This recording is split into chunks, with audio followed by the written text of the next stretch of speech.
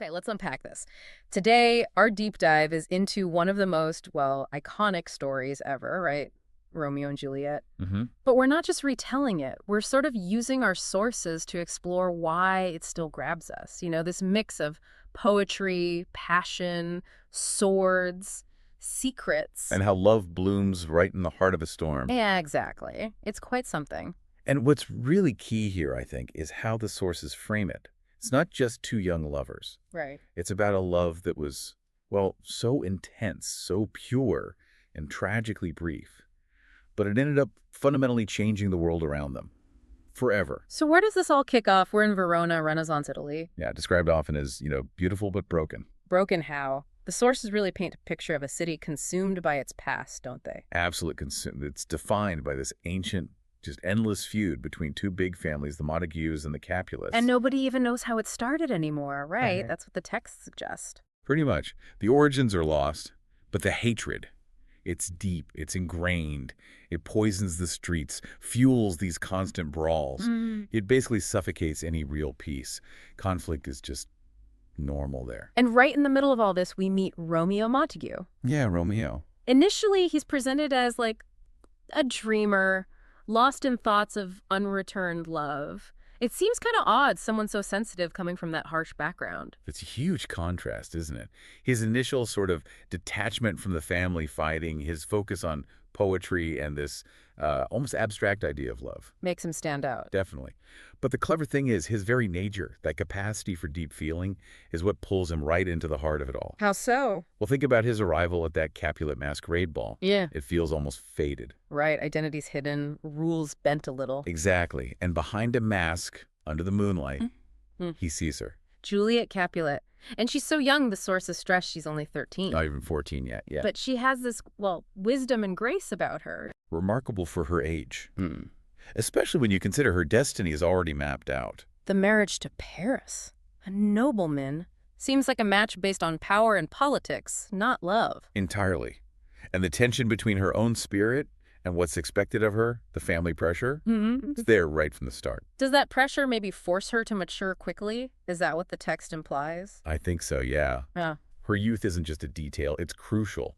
It really ramps up the tragedy, This pure love caught in a world of cynical deals and inherited hate. And then, the moment they lock eyes, it's described like the whole world just stops. That instantaneous connection, a kind of cosmic pull, almost. They speak, like in poetry. They kiss. And they fall, Yeah. deeply, dangerously, truly in love. But here's where it gets really interesting. Or maybe just tragic. Just hours later, they find out the truth. The crushing truth. They're enemies, born into families that despise each other. You'd think that would kill the feeling right there. But it doesn't. That's the thing. Their love doesn't fade. If anything, it burns brighter. So they decide to risk everything. Everything. They turn to Friar Lawrence, this priest who kind of hopes their union might finally end the feud. A secret marriage, the very next day. It's incredibly fast. Their love isn't just a feeling anymore. It becomes this active act of defiance against their families, against Verona itself. But it feels like such a desperate gamble, and sadly, it just seems to speed up the tragedy. It does. Because when Romeo tries to step in to mediate a street fight, keep the peace, The feud just pulls him back in. brutally, his best friend, Mercutio, gets killed by Juliet's cousin, Tybalt, who's notoriously hot-headed. God, that's the point of no return, isn't it? Absolutely. Mercutio's death isn't just a tragedy. It shows how inescapable the hatred is. Romeo tried to stop it. And ends up right in the middle of it. Exactly. He's overcome by grief, by rage, and he kills Tybalt. And the consequence for that. Banishment. He's exiled from Verona. So their first night as husband and wife is also their last. Tragically, yes. As dawn breaks, Romeo has to flee. He leaves Juliet behind, devastated, scared, and douse. Well, the source uses this beautiful phrase, What is it? pregnant with hope. Hope for a future that's already slipping away. Wow. Pregnant with hope. That's incredibly poignant, especially given what happens next. Does that phrase suggest something deeper about hope itself when things seem doomed? I think it absolutely does. It highlights that human resilience, even when everything's falling apart. Right. But it also sets up the devastation when that hope gets crushed. Because things get worse for Juliet, right? Immediately. Her father, completely unaware she's secretly married to Romeo, Of course. he insists she marry Paris. Now, she's trapped, desperate. So she goes back to Friar Lawrence. And the friar, he comes up with another plan, doesn't he? A risky one. A really risky one. He gives her this potion. It'll make her seem dead for 42 hours. 42 hours. The Okay. idea is fake death, avoid marrying Paris, wait in the tomb, and the friar will get a message to Romeo. So they can reunite and escape together. That's the plan. But this is where everything just collapses. The communication breakdown is catastrophic. The message, it never reaches Romeo. Never. Instead, all he hears is the terrible news. Juliet is dead. Just dead. No context, no plan. Oh, no. And this isn't just bad luck, Feels like a commentary on how fractured the city is. Vital messages just don't get through. Truth gets severed. So Romeo, believing she's truly gone. He's crushed, utterly destroyed. He buys poison, goes back to Verona in secret, right to her tomb. To say goodbye. Yeah. He whispers his love, kisses her lips one last time, Yeah. and drinks the poison. And then, don't tell me. Just moments later, Juliet wakes up. No!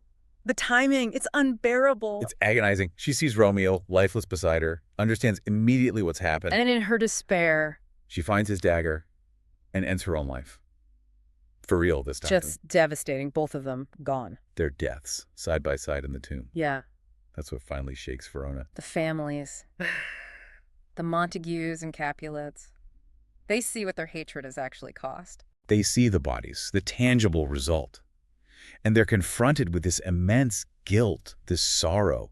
And it's only then, only through this shared ultimate tragedy, that they finally agree To end the feud. to end the feud. Wow. What an emotional journey through that story. From that first intense glance to the absolute devastation at the end. It really is timeless. It is. But maybe its power isn't just the drama, but the bigger picture it paints. Right. This deep dive isn't just about the plot points. It's about, extracting the deeper meanings. Exactly. So what does this all mean? Beyond the tragedy itself, I think what really comes through is how fragile peace is when old grudges are left to fester. It's not just love versus hate, then. Not entirely. It's also about systemic failure, isn't it? A whole community so caught up in its past that it crushes any hope for the future. Romeo and Juliet's actions almost don't matter against that huge tide of conflict. So the real insight might be how deep those divisions run, and the terrible cost of finally fixing them, often paid by the innocent. Precisely. The society's failure creates the situation where even good intentions lead to disaster. Peace only comes through this.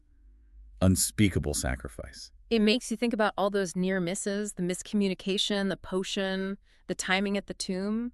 Yeah, they're not just plot devices, are they? They highlight how impossible it is for love, for connection, to survive when the underlying structures are so broken by hate. The society is almost invested in its own division. It prevents the solutions it claims it wants. That's a really powerful way to put it, yeah. So if we zoom out, connect this to the bigger picture, what does this story, love, loss, reconciliation, tell us about conflict and peace in any divided society? Today, even. Well, it makes you wonder, doesn't it? Do deep-seated conflicts, especially ones where maybe we forgot the original why, do they always need some huge, painful catalyst to finally end? Does peace always demand that kind of terrible reckoning, or are there other ways? That's the question it leaves us with, I think. And for you, listening to this deep dive, what stands out to you about Romeo and Juliet now? Knowing their love and pain brought about this peace through pain for Verona, what does it make you think about division and how we overcome it?